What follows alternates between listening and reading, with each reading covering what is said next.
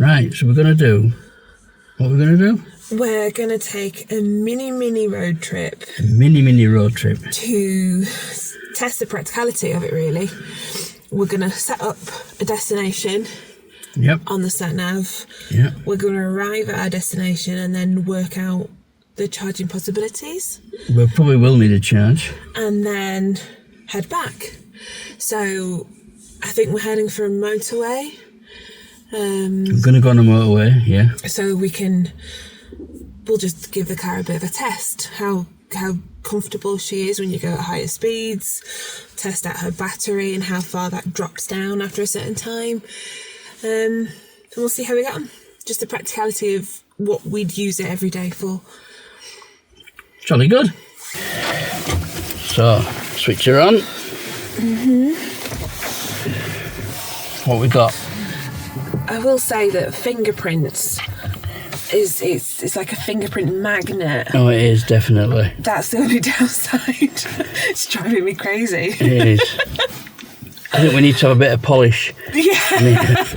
Or a microfiber wipe just in here, just for whenever we need to. Right, yeah.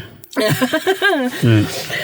Anyway, so we've got, it says 134 mile, and we've got 81% battery. So, onto the map. Your back wiper's going off. That's... Shut it off. Okay. Yes, that's off. I can't hear it. Right, so let's work this out. So, we're mapping. Are we mapping? No, we're going to somewhere, aren't we? We're setting a destination. Yeah, we're going to... We're going destination. And then on here, we're just going to type in... Junction. Oh, God, sorry, that's really annoying. 31, right? 32, is it? Yeah. Right, let's see if it comes up. Let's list it. Is it called Escape, I think?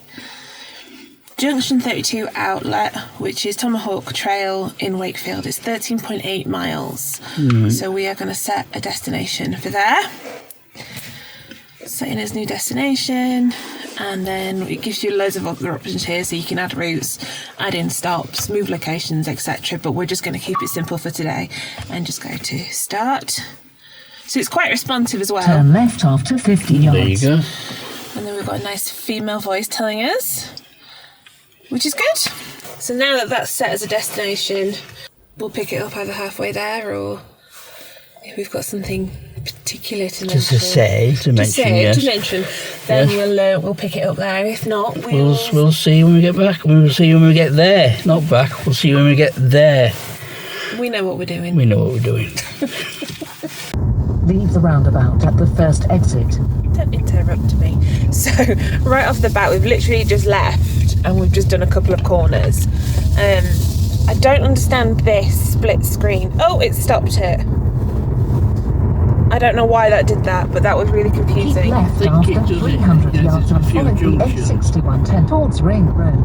Right. I think it does it if it's telling you you're going to have to turn left and right, blah blah.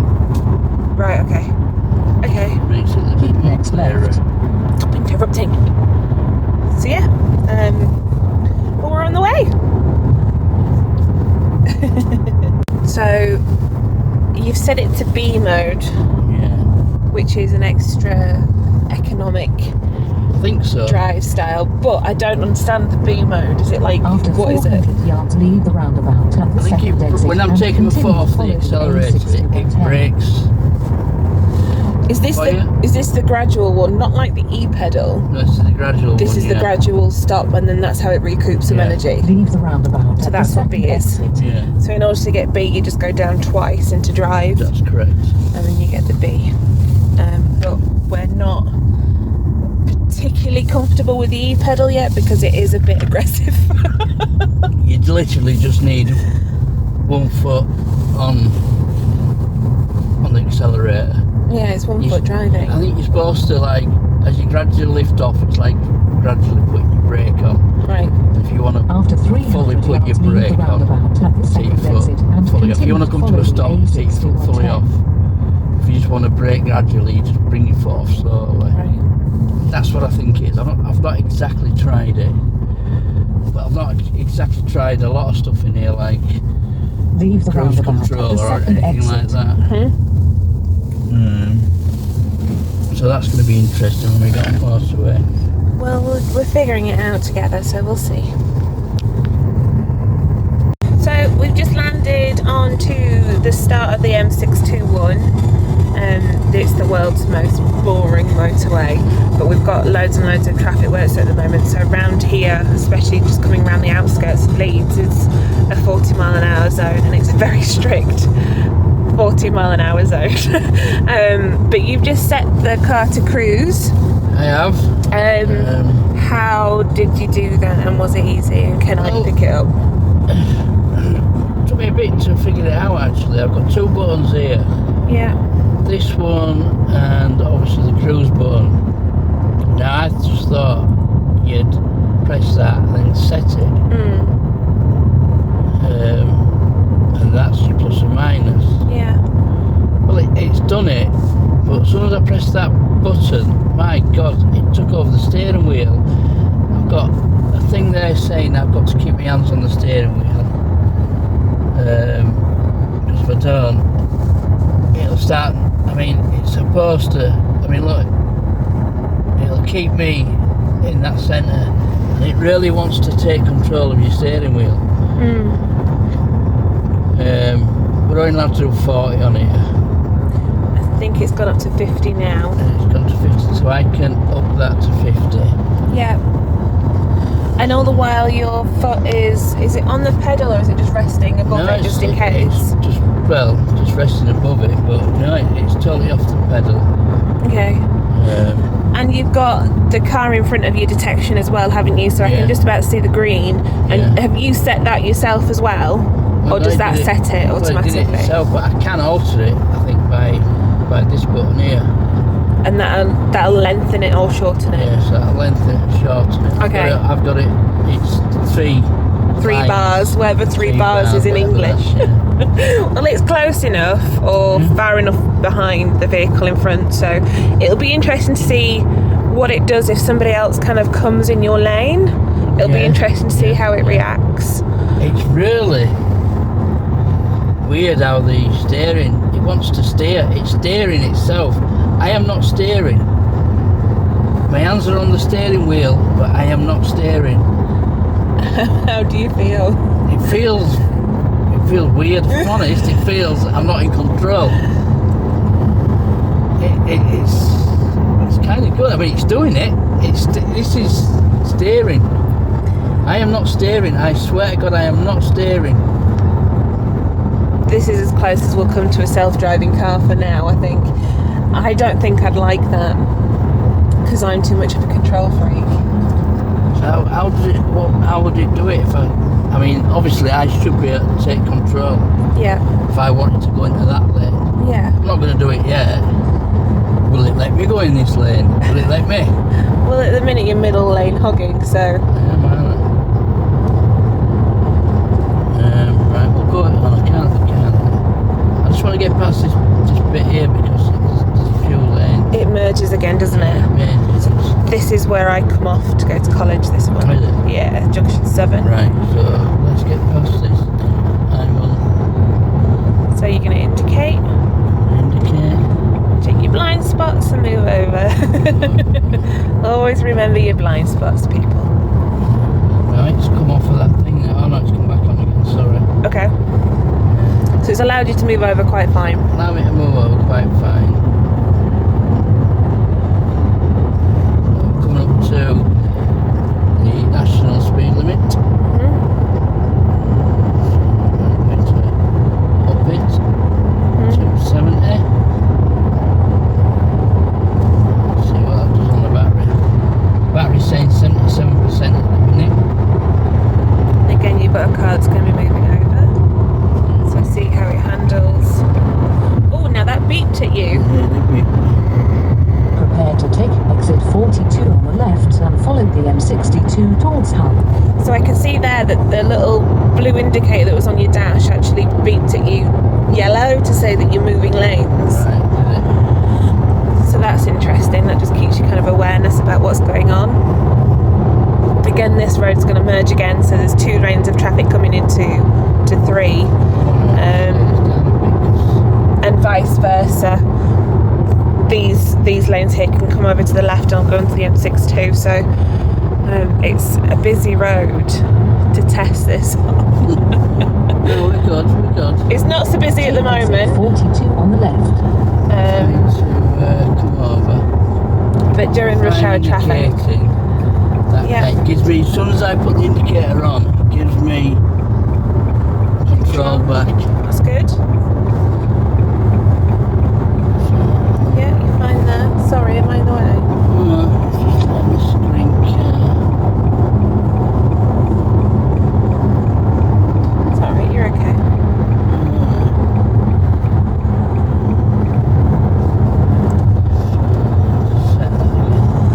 Take the exit on the left, then take the next left turn. I mean, we've been Android Auto people for quite a while. In the old car, that's pretty much solely what we used, because the infotainment system in Asda wasn't that great. So we upgraded it to the Android Auto. So we've not actually used an inbuilt infotainment system for quite a while, but this one's actually not too bad. And I don't think Nissans have ever really been. Keep left after 600 yards and follow the M62 towards Hull. It's really informative. The only thing that you kind of miss out of is we used to have a satellite viewing instead of just the road lines, but we'll get there.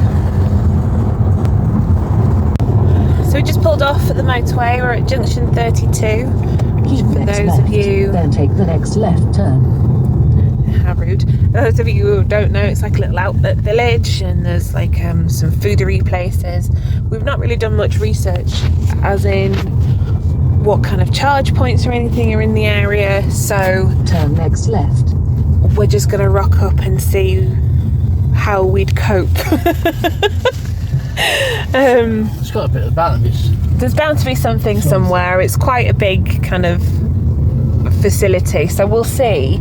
But like I said, no research, just pointing and go and see how we get on. I'm just going to go where we normally go. Roundabout at the 4th exit.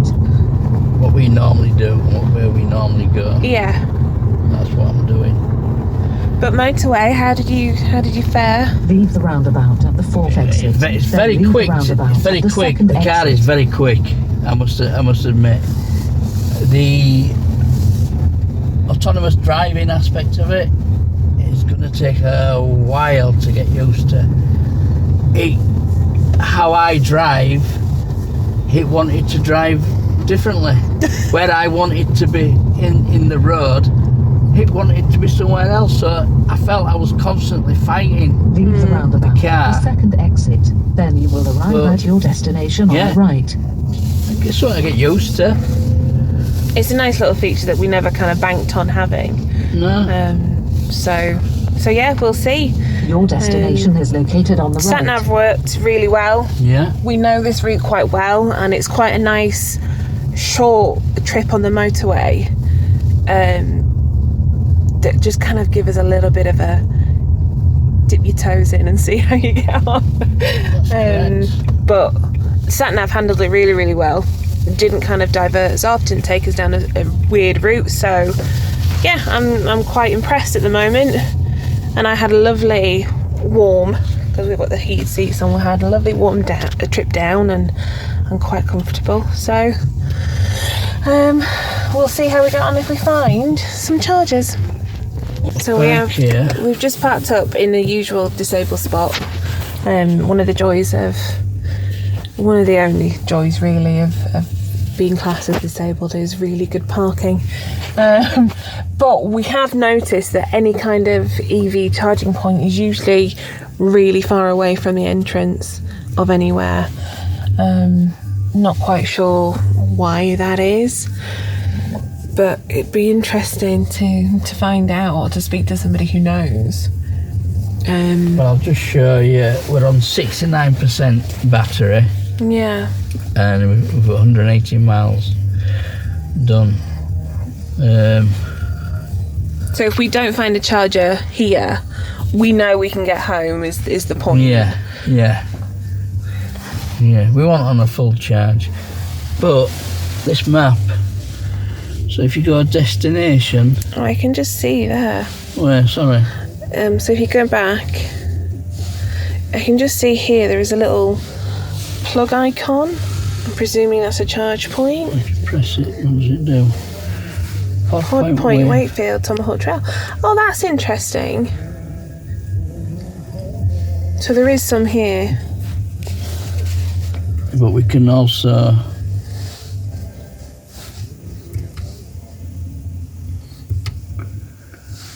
I can go destination, charging stations. And then you can filter it down as well. Yeah. So 0.1 miles, 0.2 miles. And there's a good variety as well. So you've got a Pod Point, you've got an Instavolt. There's a Genie Point there as well. NG Wakefield and Alpha Power. So there is quite a good... There's a Nissan there as well. There is quite a good variety of charge points. No matter what you have a preference, or if you do have a preference, there's a lot of variety. So that's really good. Yeah, I've just seen a Nissan there, Front Street Wakefield, with a charge point. So yeah, that'll be interesting. Well, they still allow them there. He said they didn't, did they? So, shall we go see what that one is? Yeah, we'll travel down there. I think that's probably in The other one, yeah. a different car park, but like I said, we've just made it here because this Follow is the road for 150 yards. familiar. So we'll see. Yeah, that makes sense. Is it? The roundabout? Or is that the main roundabout? No, so you come out of here, join the main road, and then you'll have to go into the next car park. Okay, onwards. Yeah. So we've just followed the sat nav, and it is literally just the next car park over, and we've found some Pod Point electric vehicle charging. There are 2 other vehicles charging here at the same time. There's 4 spaces in total. You do need your own cable for it, and it looks like it's a 7 kph, I think. kWh, sorry. So yeah. I've never done this before, so this is going to be very interesting, I suppose. Get your own cable out, and we'll see you when we're there. I'll have to find the Pod Point. We have Pod Point. There you go, Pod Point. So it says the instructions that are on it. It says plug in cable, select Pod Point and app, and then confirm charge. So by the looks of it looks very straightforward. Which means talking about, okay. Have you found the app? Found the app. Okay, next step, cable. Maybe it's 7 point, isn't it? So let's get the cable out to start with. Right. Got the keys. I'll see you over there. You got type 2? Type 2. Still haven't unwrapped it. This is going to be fun. You've got a pair of scissors on you, dear. Don't. It's not something I carry around. No, it's just something I carry around either.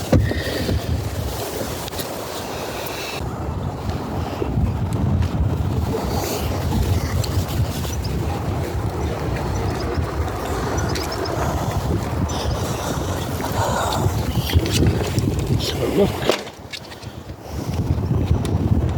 So you've got that's the female, goes into male. Are you sure? Yep. There you go. Open up the bonnet.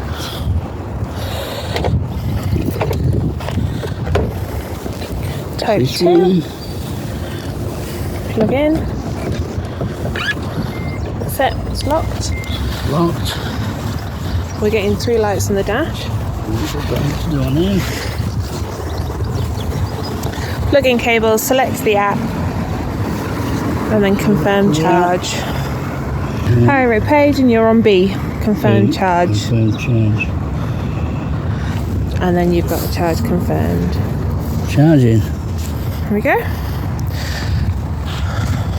Yep, and we've got the lights on to show. So, charging at 6 kilowatt, 10 minutes till 80%, and 3 hours till 100%. Well, that was easy enough. Looking at.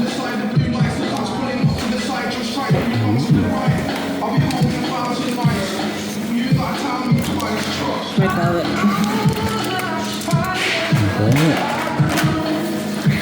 That one. Why do they make them look like chocolate? Dunno. Oh, is that?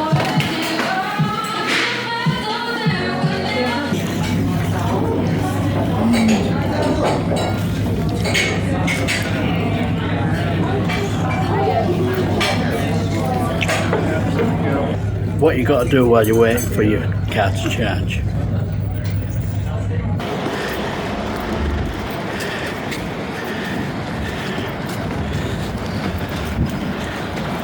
Charging.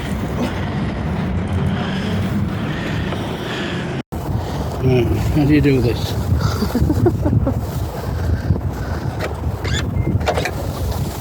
Just like that. Just like that. Well, that was so much easier than before. Like that. And then put your stops on. Stop dust and stuff going in them, because these are quite expensive to replace. So we will look after them, and then we just flip it down, secure it, and then pop the cable away. So we're back in the car. We've just disconnected the cables and popped the cables in the back. It's a bit chilly today. So we're back up to 91%, with a range of 157. That's good. What's even better, I don't think it's took any money off. So we topped up the other day. We literally just put £30 on a Pod Point. Just to try it. Just to kind of guesstimate and see what the situation was. So the other day it did take £8.70 to charge. And then today it doesn't look like it's taken anything to charge. Well, not yet. Not as yet. The rate of this one, was it 44 pence? Yeah, it said. Per kilowatt. It said, didn't it? So maybe it's just the app that needs to refresh. But that's worth bearing in mind that it's not immediate. No, yeah. It hasn't took off anything yet. I'm presuming it will, but like I say, it's worth bearing in mind that it's not an immediate charge. It's not like you disconnect and you see how much. But so we don't know, do we? We don't know. So we've gone back up to 91%, and we've got 157 miles back on the clock. I think. So what? Was it 111 that we had when we came here, when we parked up? I can't remember. It'll be on the recording, so we'll see. But there's about 46 miles of charge that we've popped into it for the sake of a quick wander around and a bite to eat. So yeah, back on the road. Back on the road. Back using the sat nav. Head home. Back using the cruise control. Yeah. And we'll see how we get on when we get back home. Home sweet home. So, it's 76% battery and 128 miles. Yeah, I don't think you can have the cruise control without having the ProPilot. I don't know if you can have cruise control without having the steering take over. That's something I'll have to look about. But yeah, can't remember what we're on. I'll have to look back. It was on 91% when we left. when we left Castleford, yeah, we were on 91. But what was it when we got to Castleford? Can't remember. I can't neither. But in terms of practicality and suitability for us, it did that journey without an issue. Without an issue, and if it's free charging... If it's free charging, because the app didn't update straight away. Now, the app charge, or it looked like there was a charge of, I think it was 44 pence per kilowatt hour. But it didn't come off the app straight away, so that's something we'll have to keep an eye on it. But that's interesting. But we weren't like, we didn't feel like we was being rushed for time. We didn't feel like we was being slowed down for time. It was just our general pace of what we'd look around and what we'd have to eat. We wasn't consciously thinking, oh, I'll make this last, or I'll go a bit slower, or it was just our normal pace. So, and I mean, if we, like I say, if we've come down to go to cinema, for instance, film lasts what, 90 minutes? 90 minutes, 2 hours, and then you've got possibly food afterward. Food. So you could be talking easily 3 hours. Yeah. Which could be a possible charge. Yeah. But then the same... But that car park closes. It closes half an hour after. Yeah, so what time does the car park close? It's half an hour after the outlets close. Yeah, what time does that So I don't know what time that is. But then you've got to think of White Rose is nearer to us. And that's got cinema and that's got food. So it would possibly be the same kind of thing. We'd have to try it. So we'd have to try the White Rose and see. Because it's nearer, so we'd use less miles, which means we'd then top up more miles and we'd end up with more miles when we came home. That woman says, didn't she, White Rose is free. We met a lovely woman that said the White Rose was free. When we was doing the recce, going around looking, at the Lidl one, we met a lovely lady who was charging her mocha. And she was telling us that the one down on the Abbey... that's a Blink, that one. No. Oh, the Pod Point. The Pod Point down at the Abbey, Kirkstall... Bridge. Kirkstall Bridge leisure complex was free. I don't know if it is, if it isn't. And she also said the White Rose one was. So. I think the White Rose one would be the next one to try. Like I said, we could have a mosey around, we could have something to eat, maybe a drink or a coffee or whatever, and then see. Because it's nearer, we'd end up with more miles when we come home left. Probably, yeah. So that'll be the next one I think we'll try. But I mean, in terms of driving, it was for me, who was a passenger the whole time, haven't driven it all today. It was comfortable. I feel warm in here. I feel comfortable. I'm still not kind of used to the ride height. But I will get used to it. I'm not saying that it's uncomfortable. To me, you know, there's really not that much difference. No. I mean... No, but I've got a bit more meat on my bottom. So, but like I said, I'm not uncomfortable. It was a nice ride. It's nice and warm. Actually. It's I do like it, It's a nice place to be. It is. I'm enjoying the experience. I'm thinking of places to go. You know, I wake up in the morning and I think, where can I go today? Yeah. Just to be out in a... Oh well. Trip one down. On to the next. Many more to come.